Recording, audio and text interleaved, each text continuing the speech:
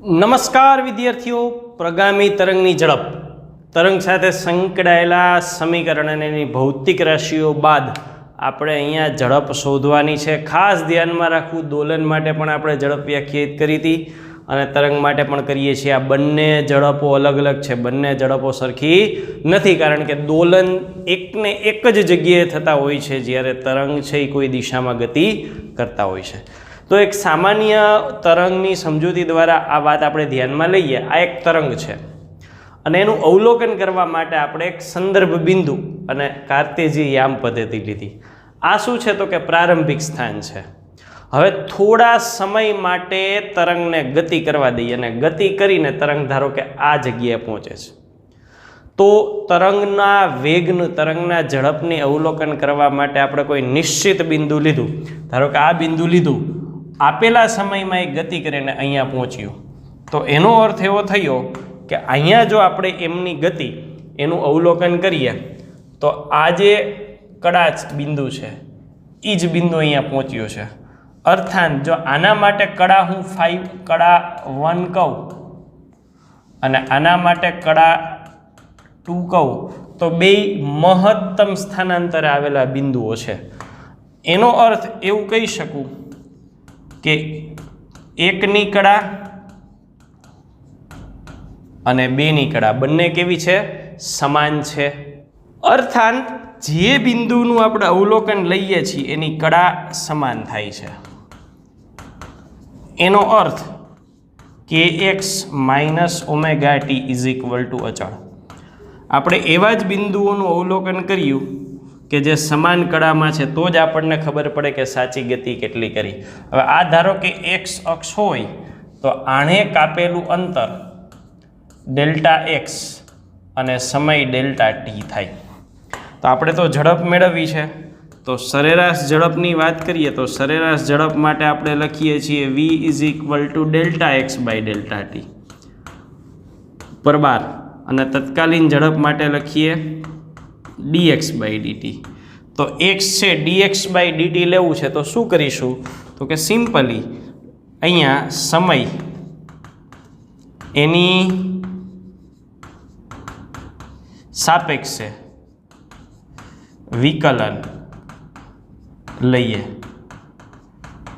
તો શું થાય તો કે અહીંયા લખીએ d by dt kx minus omega t is equal to d by dt અચળ.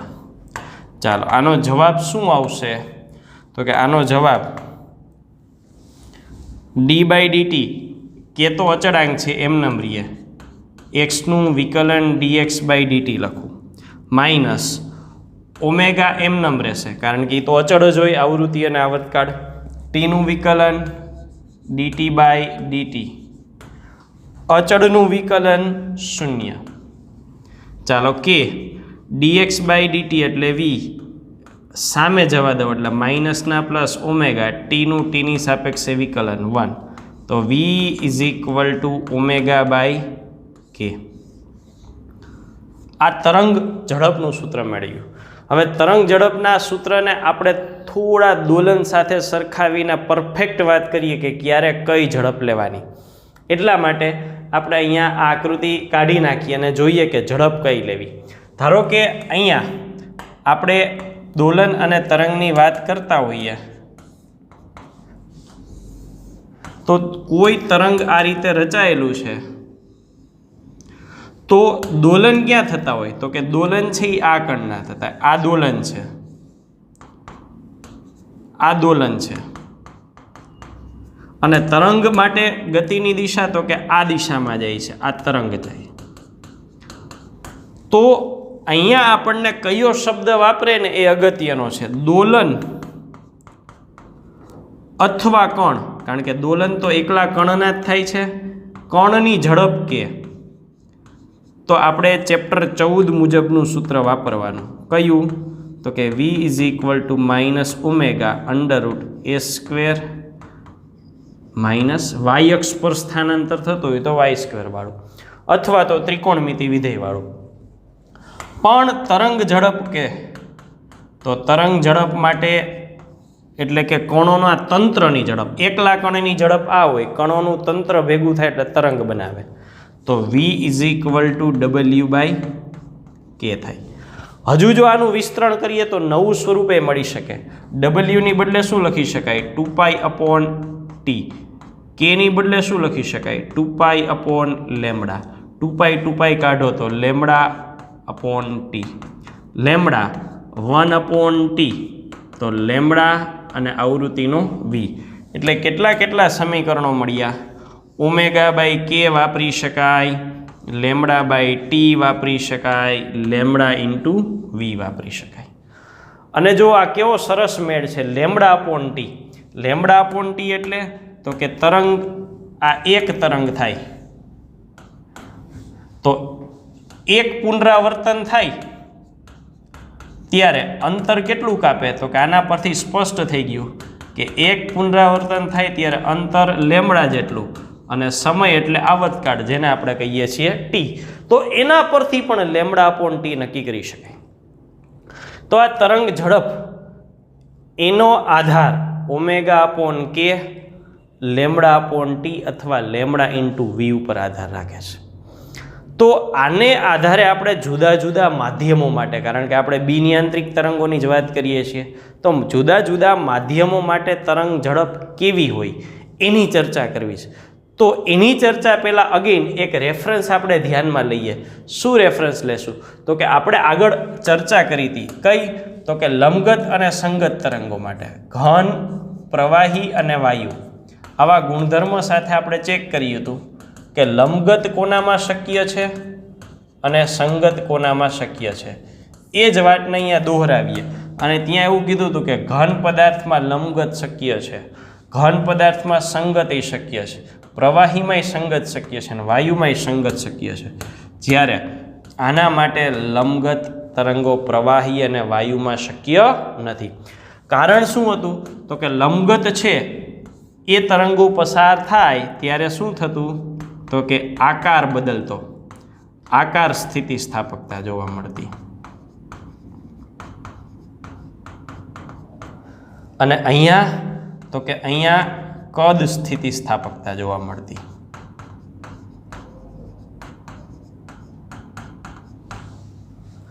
તો આ બે બાબતોને આધારે શું નિર્ણય આવ્યો? તો કે કોઈ પણ માધ્યમમાં ઝડપનો આધાર, કોઈ પણ માધ્યમમાં ઝડપનો આધાર માધ્યમના બે ગુણધર્મો, બે ગુણધર્મોમાં એક ગુણધર્મ એટલે એના જડત્વનો ગુણધર્મ. જડત્વના ગુણધર્મમાં શું આવે? તો કે દળ આવે. દળને પદાર્થ પ્રમાણે ત્રણ પ્રકારમાં વ્યાખ્યાયિત કરવામાં આવે છે. તો કે દળની મદદથી દળ ઘનતા, અને દળ ઘનતાના ત્રણ પ્રકાર કયા કયા? રેખીય દળ ઘનતા, પછી પૃષ્ઠ દળ ઘનતા અને કદ દળ ઘનતા. ક્યાં વાત કરી છે? તો કે આપણે ચેપ્ટર નંબર 7માં જડત્વની ચાક માત્રા શોધતા ત્યાં વાત કરી છે. જડત્વ ઉપર આધાર રાખે. બીજું કયા ગુણધર્મ ઉપર આધાર રાખે? તો કે સ્થિતિસ્થાપકતા.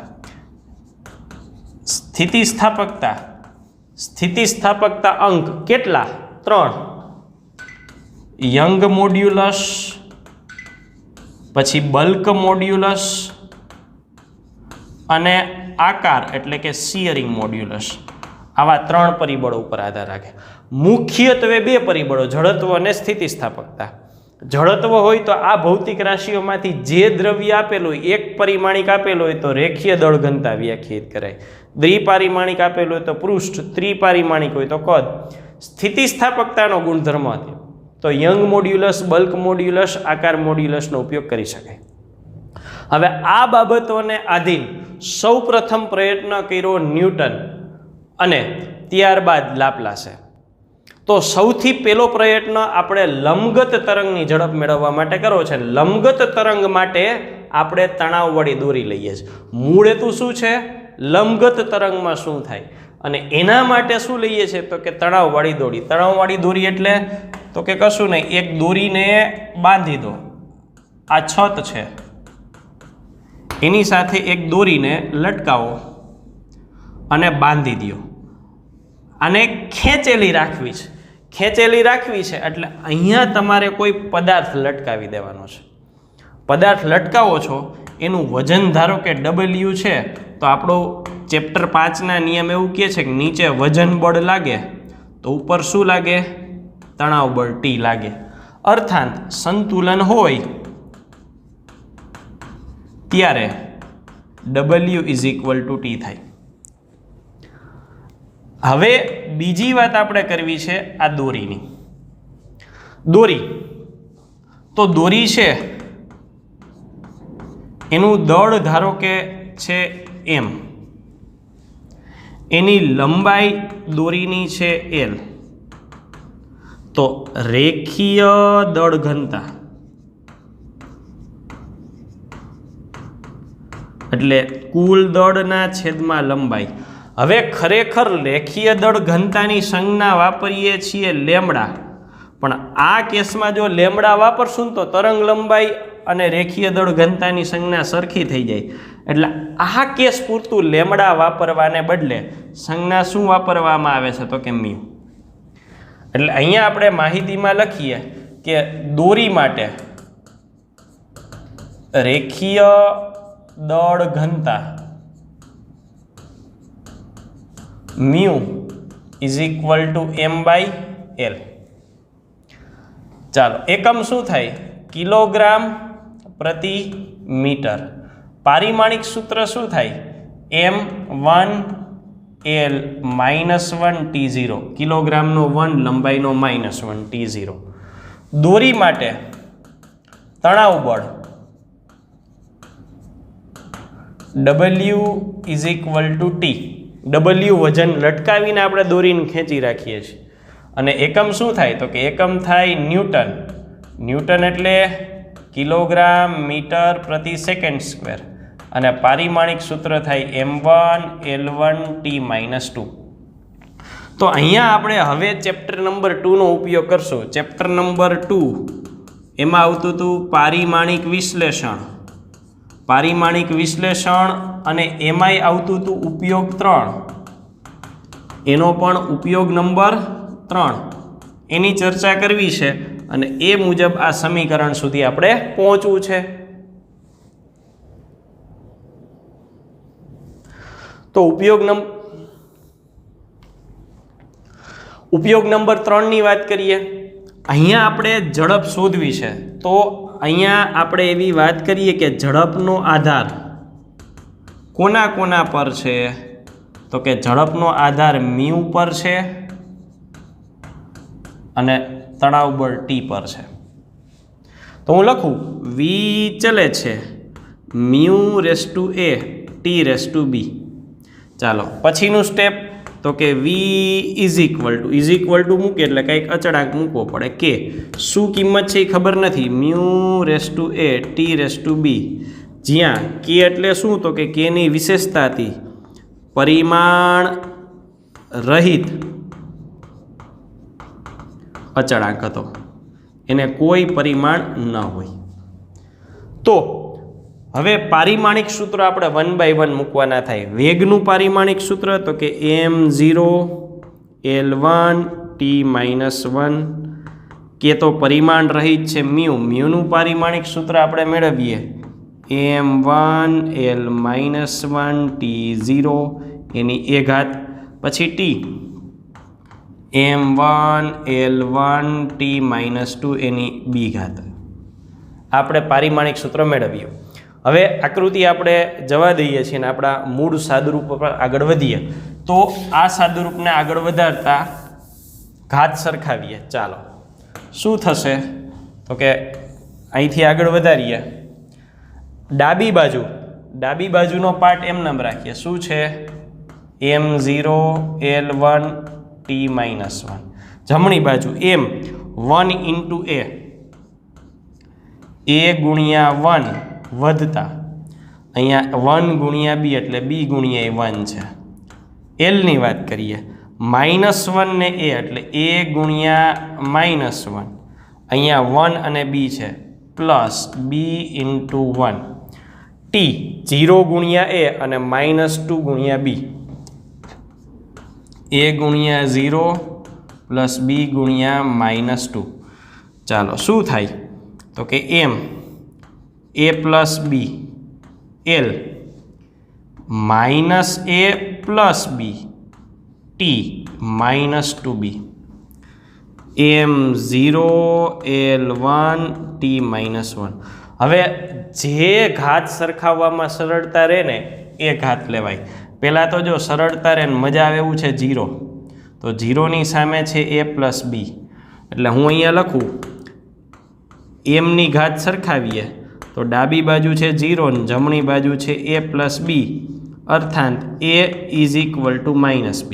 ચાલો બીજું મજા આવે એવું કોણ છે તો કે ટીમાં જો અહીંયા એક જ પદ છે -2b અને અહીંયા છે -1, તો બીજી ગણતરી એની લઈએ ટીની ગણતરી લેશું તો શું થશે તો કે અહીંયા -1 છે, અહીંયા -2b છે, તો b ઇઝ ઇક્વલ ટુ 1/2. ચાલો તો આપણને બાકીના જવાબ મળી ગયા. a is equal to -b minus બીને બદલે 1/2 એટલે -1/2. ચાલો આ કિંમતો આપણે જે ધાર્યું હતું એ સમીકરણમાં મૂકી અને ફાઇનલ સાદુરૂપ ઉપર આવ્યા. ચાલો v અહીંયા લખું v ઇઝ ઇક્વલ ટુ કે મ્યુ રેસ ટુ a, એની કિંમત આવી -1/2, એની કિંમત આવી -1/2. t રેસ ટુ b એની કિંમત આવી +1/2.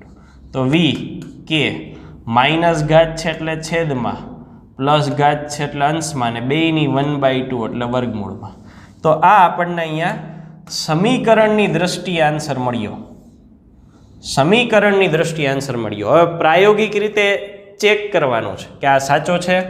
તો પ્રાયોગિક રીતે આ ચેક કર્યા તો પરિણામો પરથી એવી ખબર પડી કે આ જે સપ્રમાણતા અચળાંક આપણે ધારેલો હતો એની કિંમત કેટલી છે 1.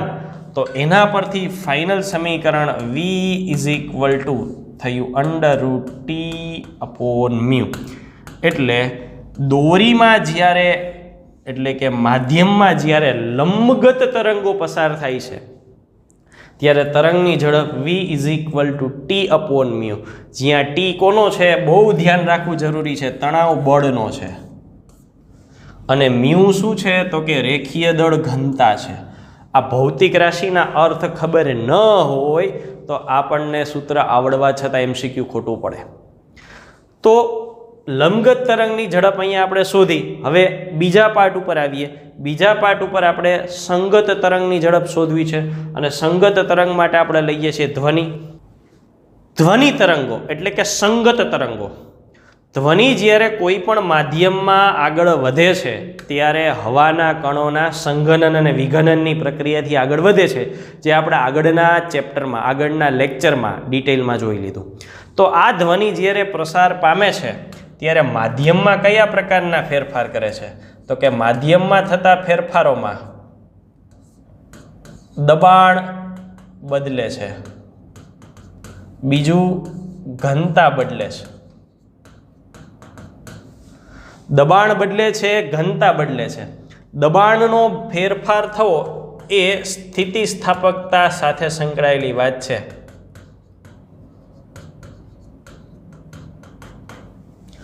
હવે અહીંયા માધ્યમ તરીકે શું છે તો કે માધ્યમ તરીકે માધ્યમનું દ્રવ્ય છે હવા. હવા એટલે તરલ. તો તરલ માટે કયો સ્થિતિસ્થાપકતા અંક વ્યાખ્યાયિત કરી શકાય તો કે તરલ માટે જો સ્થિતિસ્થાપકતા અંક વ્યાખ્યાયિત કરવો હોય તો એના માટે આપણે બલ્ક મોડ્યુલસ લઈ શકીએ. કારણ કે હવાને આકાર ન એટલે આકાર મોડ્યુલસ ન આવે ને યંગ મોડ્યુલસ રેખીય પદાર્થ સળિયામાં હોય, તો અહીંયા બલ્ક મોડ્યુલસ લઈ શકીએ. તો અહીંયા હવે આપણે ચર્ચા કરીએ કે વેગનો આધાર કોના કોના પર છે તો કે વેગનો આધાર દબાણને સંલગ્ન બલ્ક મોડ્યુલસ. આવું શું કામ કીધું? કારણ કે આપણું સૂત્ર છે ΔP/ΔV/V, એટલે દબાણની અસરકારકતા આપણે બલ્ક મોડ્યુલસમાં લીધી. અને બીજો આધાર કોના પર છે તો કે અહીંયા ઘનતા પર છે. બલ્ક મોડ્યુલસ અને ઘનતા પારિમાણિક સૂત્રની વાત કરી તો બલ્ક મોડ્યુલસનું પારિમાણિક સૂત્ર બલ્ક મોડ્યુલસ આના પરથી લઈ શકાય. અથવા તો ન્યૂટન પ્રતિ મીટર સ્ક્વેર એનો એકમ થાય એના પરથી પણ લઈ શકો m1 L-1 T-2 અને ઘનતા માટે કિલોગ્રામ પ્રતિ metre cube m1 L-3 T0. તો આને આધારે આપણે નક્કી કરવું છે કે વેગ કઈ રીતે બદલે છે. તો અહીંયા લખીએ v ચલે છે b અને ρ, બીની a ઘાત રોની b ઘાત.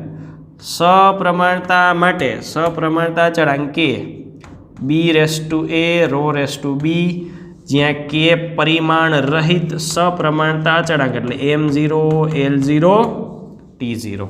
ચાલો સાદુરૂપ આગળ વધારીએ. v તરીકે શું લખી શકાય? તો કે v તરીકે લખાય m0 L1 T-1. b bulk modulus તરીકે m1 L-1 T-2 અને ઘનતા માટે સમીકરણ છે m1 L-3 T0 b. ચાલો સાદુરૂપ ટૂંકાવીએ. 1 × a એટલે a, 1 × b એટલે b, l માટે -1 × a -3 × b -3b t -2a અને આ 0 સામે m0 L1 T-1. હવે જોવાનું સાદુરૂપ આપવામાં મજા આવે એવો પાર્ટ કયો છે? તો કે અહીંયા 0 છે એટલે a + b, એટલે પહેલો સમીકરણનો સંબંધ લખશું 0 = a + b. બીજો મજા આવે એવો ભાગ -2a અને -1 છે એટલે અહીંયા લખશું -1 = -2a. તો -1 = -2a એના પરથી આપણને a = 1/2 મળે.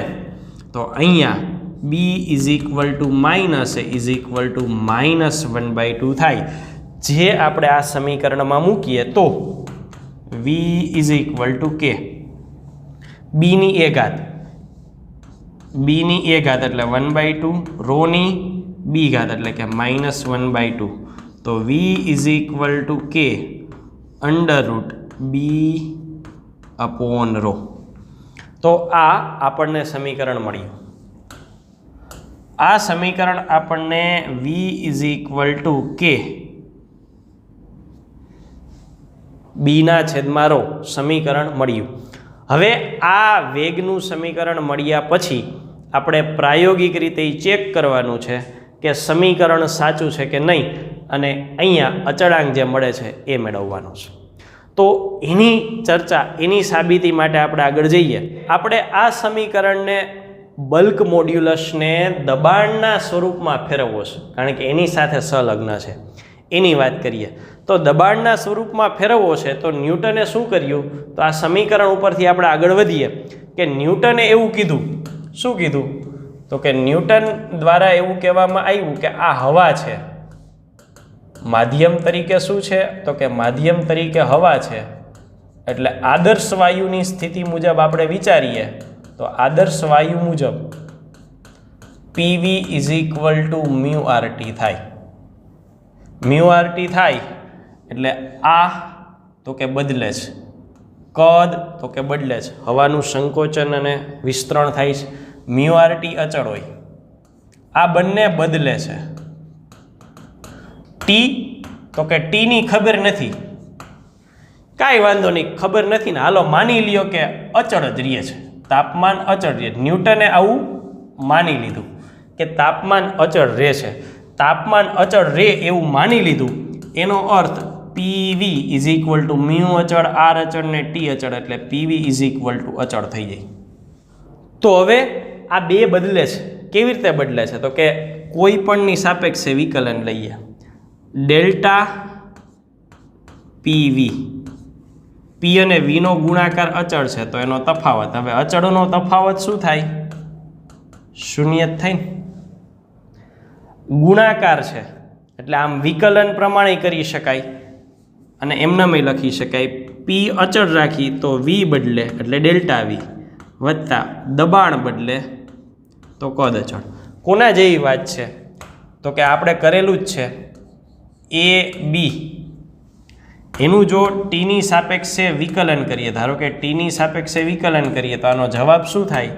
તો કે ધારો કે એ એમનેમ રાખો છો તો બીનું વિકલન કરો dB/dt વત્તા હવે એનું વિકલન કરો dA/dt અને ત્યારે બીને અચળ રાખો. બસ સેમ વસ્તુ કરી છે.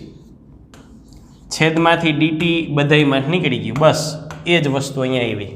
તો P ∆V plus ∆PV is equal to 0. આનો અર્થ થાય P ∆V is equal to minus ∆PV. ચાલો તો P is equal to minus ∆PV છેદમાં ∆V is equal to minus ∆P ∆V ના છેદમાં V. અરે ભાઈ આ તો બલ્ક મોડ્યુલસનું સમીકરણ થયું. આ કોનું સમીકરણ થયું? બલ્ક મોડ્યુલસનું સમીકરણ. બલ્ક મોડ્યુલસનું સમીકરણ થયું એટલે હવે ન્યૂટને આને આધારે સમીકરણ શું આપ્યું? તો કે V ઇઝ ઇક્વલ ટુ આપણે લીધા હતા K √B/ρ. બલ્ક મોડ્યુલસ લીધા હતા. તમે કોઈ પણ લઈ શકો હો. યંગ મોડ્યુલસ લઈ શકો, પછી શિયરિંગ મોડ્યુલસ લઈ શકો, ક્યારેક ઈટા લખાય છે, ક્યારેક કે લખાય છે, કોઈ પણ લઈ શકો. પણ આપણા માધ્યમમાં હવા હોય એટલે આપણા માટે બેસ્ટ સૂત્ર આ થાય. અને k ઇઝ ઇક્વલ ટુ 1 લઈ લઈએ તો V is equal two √B/ρ થયું. એમાંય બીની બદલે આપણે શું સાબિત કર્યું કે આ તો દબાણ જ છે. એટલે સમીકરણ શું થયું? તો કે V is equal two √P/ρ. આ સમીકરણ મળ્યું. પણ આ સમીકરણની તકલીફ એ થઈ કે જ્યારે આને પ્રાયોગિક રીતે ચેક કર્યું ને ત્યારે પ્રાયોગિક રીતે આ જવાબ નહોતો આવતો. સમીકરણ સાચું નહોતું પડતું. હવે આખી પ્રક્રિયા જોઈએ. ન્યૂટને માધ્યમ હવા છે એટલે આદર્શ વાયુ મુજબ PV is equal two URT સમીકરણમાં P અચળ નહોતો. એ તો દેખીતી વાત છે. દબાણ બદલતું હતું, કદ બદલતું હતું, એટલે એ બેયને ગણી નાખ્યા બદલે છે. એમાં એ બદલે છે. P બદલતું એટલે આને સમદાબી ન લઈ શકાય. કદ બદલે છે, સમકદ ન લઈ શકાય, તો સમતાપી લીધું અને સમતાપી પ્રક્રિયા કરી એટલે સમતાપી પ્રક્રિયાને કારણે જે પરિણામ મળ્યું એ પરિણામ પ્રાયોગિક રીતે સાચું ન પડ્યું. એટલે હવે 4 થર્મોડાયનેમિક પ્રક્રિયા સમકદ, સમદાબી, સમતાપી, સમોષ્મી. તો સમદાબી તો થતી જ નથી, સમકદે થતી જ નથી, સમતાપી હોય એવું ધારીને કર્યું તો પ્રાયોગિક રીતે ખોટી પડી. તો હવે ચોથો ઓપ્શન બાકી રહ્યો કયો? સમોષ્મી. તો હવે આપણે એ ચેક કરવું છે કે સમોષ્મી પ્રક્રિયા લઈ તો શું થાય? તો કે આમાં ને આમાં હું ફેરફાર કરું એટલે સમોષ્મી પ્રક્રિયા આપણને અહીંયા ખ્યાલ આવે. તો આ છે એ ફેરફાર કરવાનું લાપ્લાસે કીધું. લાપ્લાસ નામના વૈજ્ઞાનિકે એવું કીધું કે પ્રક્રિયા તમે સમોષ્મી લ્યો. સમોષ્મી પ્રક્રિયા લ્યો તો સમોષ્મી પ્રક્રિયાનો નિયમ શું છે? તો કે PV⁻γ ઇઝ ઇક્વલ ટુ અચળ છે. તો શું થાય? તો કે એના માટે આપણે સેમ સૂત્ર લઈએ. PV⁻γ is equal to delta અચળ. ચાલો અહીંયા P ને એમનેમ રાખું તો V⁻γ નું શું થાય? તો કે અહીંયા જુદું હું અહીંયા કરીને બતાવું એટલે PV⁻γ અચળની બદલે કે ધારી લીધો અને આપણે આનું વિકલન તમને ઈચ્છા પડે એની સાપેક્ષે કરજો. દબાણની સાપેક્ષે કરી શકાય ને કદની સાપેક્ષે કરી શકાય. હવે જો આનો જવાબ શું થશે? તો કે P એમનેમ રાખવું dV⁻ આનું વિકલન કર્યું વત્તા હવે તો કે દબાણનું વિકલન કરી નાખું dP/dP અને V⁻γ એમનેમ રાખવું અને સામે તો અચળ જ છે એટલે 0 થાય. ચાલો અહીંયા શું થશે? P એમનેમ V⁻γ નું વિકલન તો કે જો આટલો ભાગ છે ને dV⁻γ અને dP.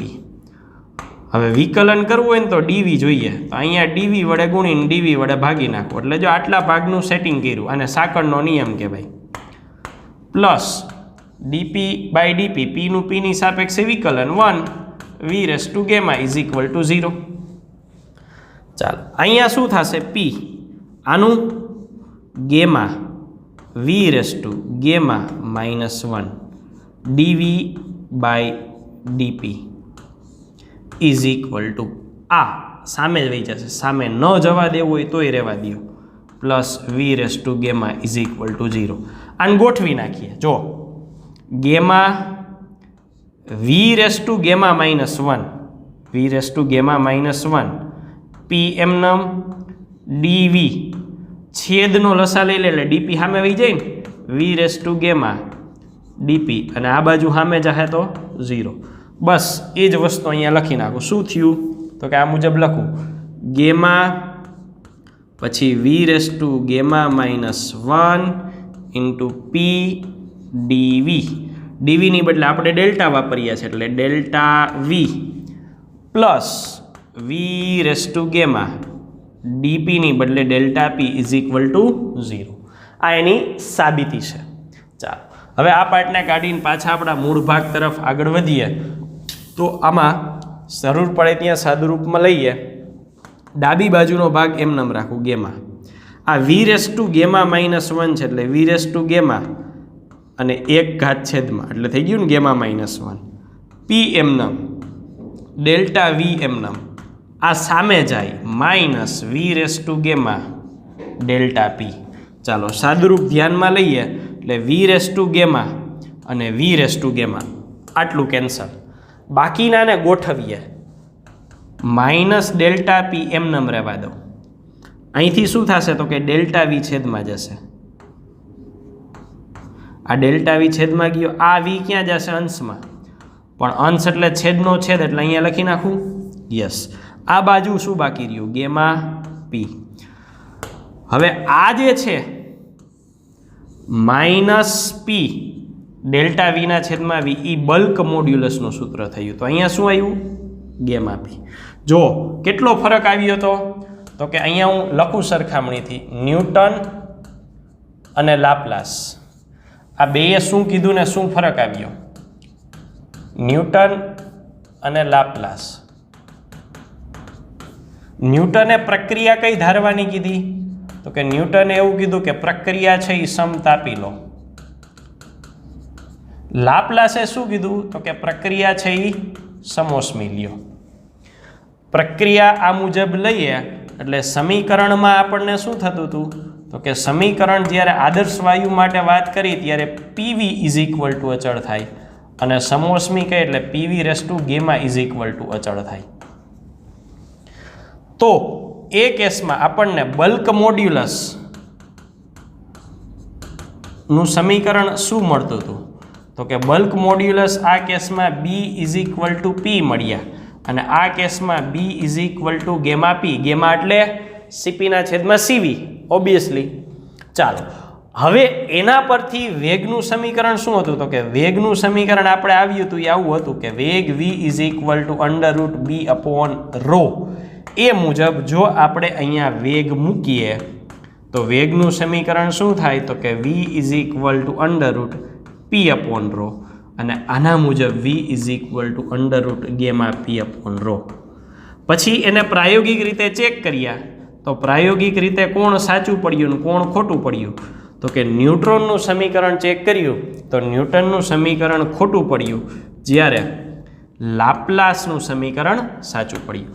એનો અર્થ સાચું સમીકરણ કોનું છે તો કે લાપ્લાસ છે એનું સમીકરણ સાચું છે, ન્યૂટનનું સમીકરણ છે ખોટું છે. અર્થાત ધ્વનિનું પ્રસરણ કેવી ઘટના છે સમોષ્મી પ્રક્રિયા છે. તો બે વસ્તુ સાબિત કરી. એક તો ધ્વનિના પ્રસરણ દરમિયાન હવામાં કઈ પ્રક્રિયા થાય તો કે સમોષ્મી અને એના દ્વારા આપણે એનું સૂત્ર મેળવ્યું.